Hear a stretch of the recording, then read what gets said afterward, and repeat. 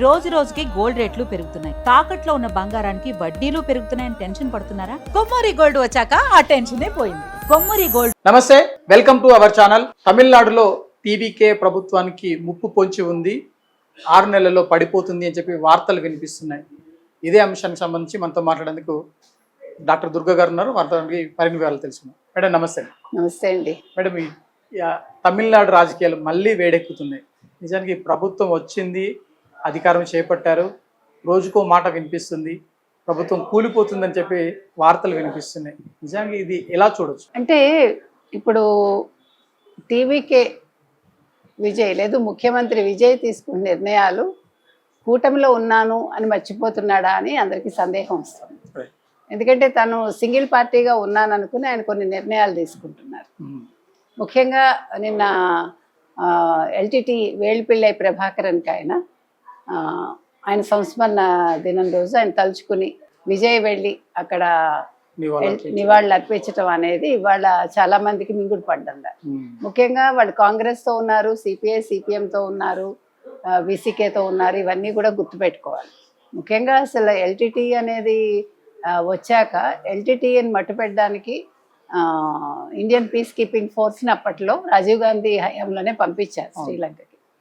అప్పుడు ఏం జరిగిందంటే ఐపీకేఎఫ్ చేసిన కొన్ని అకృత్యాల వల్ల ఎల్టీటీఈలో అది దానికి సంబంధించి వాళ్ళలో ఒక గ్రూప్ని తయారు చేసే వాళ్ళు ఎవరైతే బాధితులు ఉన్నారో వాళ్ళందరూ కూడా రాజీవ్ గాంధీని చంపాలని ప్రయత్నించారని ఒక కథనం ఉంది. ముఖ్యంగా థాను కావచ్చు, మరొకళ్ళు కావచ్చు, ఐపీకేఎఫ్ వల్ల ఇబ్బందులు పడ్డారని. సో దానివల్ల వాళ్ళు అలాంటి ఒక నిర్ణయం తీసుకుని రాజీవ్ గాంధీని చంపారని. సో మరి కాంగ్రెస్కి సంబంధించి రాజీవ్ గాంధీ మరణానికి ముడిపడున్న ఎల్టీటీఈ ప్రభాకరన్కి ఈయన నిన్నను సంస్మరణ దినం ప్రకటించడం లేకపోతే వెళ్ళి నివాళులు అర్పించడం అనేది ఇవాళ కూటమిలో ఒక ఝలక్ ఇచ్చినట్టుగా అయింది. సో దీని మీద సదా విమర్శలు వస్తున్నాయి సర్వత్రా. సిపిఐ సిపిఎంని అడగకపోవడం ఏమిటి? ఇప్పుడు కూటమిలో ఉన్నప్పుడు ఇగో నేను ఇలాగ నివాళులు అర్పించదలుచుకున్నాను, మీకు ఏమైనా ఇబ్బంది ఉందా? కాంగ్రెస్ని అడగాలి, సిపిఐని అడగాలి, సిపిఎంని అడగాలి, బీసీకేని అడగాలి, ఏడీఎంకేని అడగాలి, అందరినీ అడగాలి కదా. అడగకుండా తను వెళ్ళి సొంతంగా నిర్ణయం తీసుకోవడంతో ఏంటి వీళ్ళు సిపిఐ సిపిఎం వాళ్ళ మద్దతు ఉపసంహరించుకుంటారా అని ఒక మాట వచ్చింది. అయితే కాంగ్రెస్ ఇంతవరకు స్పందించలేదు దీన్ని. వాళ్ళ అభిప్రాయం వ్యక్తం చేయలే. మరో పక్క మొన్నను స్టాలిన్ ఈ ప్రభుత్వం ఇంకొక 6 నెలల కంటే ఉండదు, పడిపోతుంది అని జోస్యం చెప్పటం.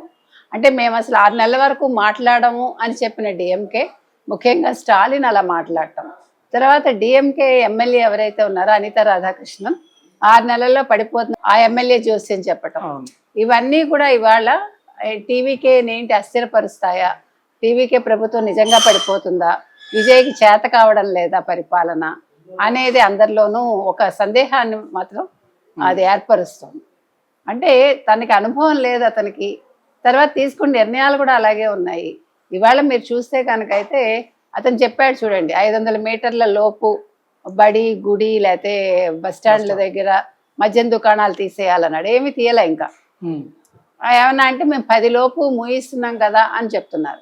మరి డిఎంకే కూడా అదే చెప్పిందిగా. అంటే మీరు చెప్పిన దానికి ఇంకా చేతల్లో అది ప్రతిఫలించట్లేదు. కాబట్టి అంటే టీవీకేకి అర్థం కావాల్సింది ఏంటంటే ఎస్పెషలీ విజయ్ దళపతికి మాట వేరు చేత వేరు ఉండకూడదు, రెండు కలిసి ఉండాలి అని. సో ఇవాళ అది తెలియకపోవడంతో ఈ రకంగా జరుగుతుంది. కానీ స్టాలిన్ పదే మాట్లాడడం కూడా 6 నెలలు టైం అని చెప్పి మళ్ళీ ఈలోపే మాట్లాడడం, వాళ్ళ ఎమ్మెల్యే మాట్లాడడం, ఇదంతా చూస్తే ఒకవైపు మద్దతు ఇస్తూనే తిరిగి ప్రభుత్వాన్ని కూల్చేందుకు కుట్రలు పన్నుతున్నారు అనుకోవచ్చు. పదవి ఇన్ని సంవత్సరాలు అనుభవించి వాళ్ళ పదవి లేకుండా ఉండడం అనేది అంత ఈజీ నాది. చెప్పటం వేరు, ఆచరణలో మనం చూపించటం వేరు. చెప్పడం చాలా తేలిగ్గా చెప్తాం, ఎవడైనా చెప్తాడు. కానీ అది భలే బాధ పెడుతుంది కదా. సో దాంతో మనం ఏ మాట అయితే చెప్పామో దానికి వ్యతిరేకంగా మాట్లాడతాం. వాళ్ళు స్టాలిన్ అదే చేస్తున్నారు. ఇప్పుడు స్టాలిన్ ఆ రోజే మనం చెప్పాం కావాలనుకుంటే ముఖ్యమంత్రి అయ్యి ఉండేవారు. కానీ ఎందుకు అవ్వలేదంటే ఇప్పుడు ముఖ్యమంత్రి అయ్యారని అనుకుందాం వీళ్ళ మద్దతుతోటి, ప్రజలు మళ్ళా ఎలక్షన్ వచ్చేసరికి థంపింగ్ మెజారిటీ ఇస్తారు విజయ్కి. ఇంకా డిఎంకేని పూర్తిగా సమాధి చేసేస్తారు. ఆ భయంతో ఆయన చేయలేదు. ఇప్పుడు కూడా అవకాశం ఇస్తానన్నాడు. వాళ్ళకి చేత కాలేదు, నేను తీసుకుంటున్నాను ఇప్పుడు చెప్పుకోవడానికి అవకాశం ఉంటుంది, ప్రజల్ని కన్విన్స్ చేయొచ్చు. రైట్. కానీ అలాగని ఆగుతారా? వాళ్ళు పొడుస్తూనే ఉంటారు. మీకు అర్థమైందా? పార్టీలో కొంతవరకు ఇట్లాంటి వ్యాఖ్యలు చేయడం వల్ల ఒక పార్టీని క్యాడర్ని నిలబెట్టుకోవడానికి, లీడర్లో మనోధైర్యం ఇవ్వడానికి ఏమైనా అవకాశం ఉంటుందా? ఖచ్చితంగా. ఇప్పుడు డిఎంకేలో వాళ్ళని నిలుపుకోవాలంటే ఇలాంటి మాటలు చెప్తూ ఉండాలి అప్పుడప్పుడు. ఇంకా మందే ప్రభుత్వం, డోంట్ వరీ, ఇంకెంత 6 నెలల కంటే ఈ ప్రభుత్వం ఉండదు అని వాళ్ళ కోసం కూడా చెప్పచ్చు. నిజంగా విజయ్ ప్రభుత్వం పడిపోతుందని కాదు, వాళ్ళలో ఒక ధైర్యం నింపడానికి, వాళ్ళు అంటే క్యాడర్ చెల్లా చెదురు కాకుండా ఉండడానికి ఈ టాక్టిక్స్ వాడతారు. కాబట్టి ఇదేదో 100% తను ముఖ్యమంత్రి అవ్వాలని చెప్తున్నారని కాదు, వాళ్ళలో ధైర్యం నింపటానికి. అందుకని రాజకీయాల్లో ఎత్తుగడలు ఇలాగే ఉంటాయి. ఇవాళ విజయ్ దళపతికి ఇంకా చాలా అర్థం కావాలి. అతను కూటమిలో ఎలాగ మెలగాలి, కూటమిని ఎట్లాగా ఒక తాటి మీద నడిపించాలి అనే దానికి చాలా నేర్చుకోవాలి. చంద్రబాబు నాయుడు చూసి నేర్చుకోవాలి.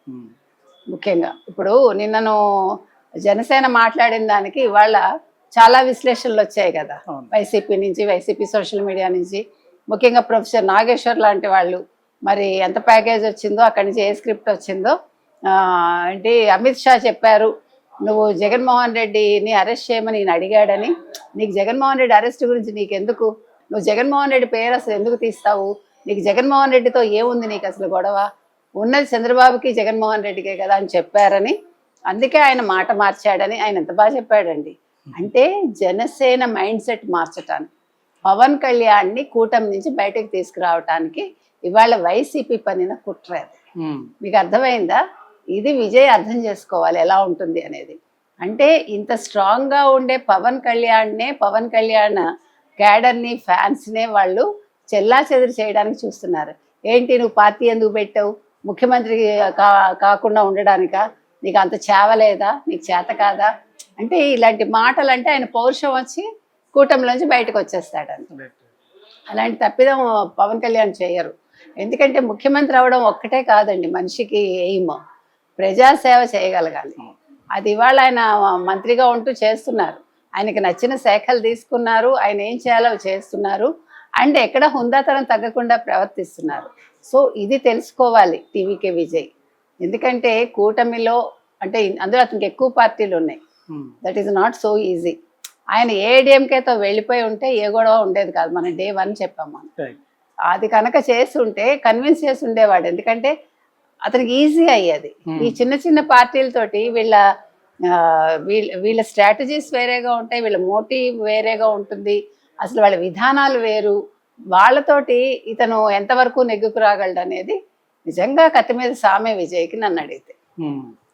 కానీ ఇప్పుడు పరిస్థితులు కనుక జాగ్రత్తగా డీల్ చేస్తే కానీ ఈయన ప్రభుత్వం కొనసాగుతుందంటారా మేడం? కొనసాగుతుంది, అందులో ఏం ఢోకా ఉండదు. కాకపోతే కొంచెం మధ్య మధ్యలో ఇలాంటివి వస్తూ ఉంటాయి. He has to handle that. ఏడీఎంకేతో కనుక చేయగలిగితే మిగతా వాళ్ళతో కనుక, ఏడీఎంకేతో ఉన్నాడు కదా ఆల్రెడీ, ఇలా ఉండడం కాదు వాళ్ళ అంటే కాంగ్రెస్ తోటి చేతులు కలపకుండా ఉండుంటే బాగుండేది. సరే అతను లెక్కలేంటో మనకు తెలియదు, వాళ్ళు అడగగానే ఇతను చెయ్యి ఇచ్చాడు, మరి వాళ్ళు చెయ్యి ఇవ్వకుండా ఉండాలి. Okay, thank you madam.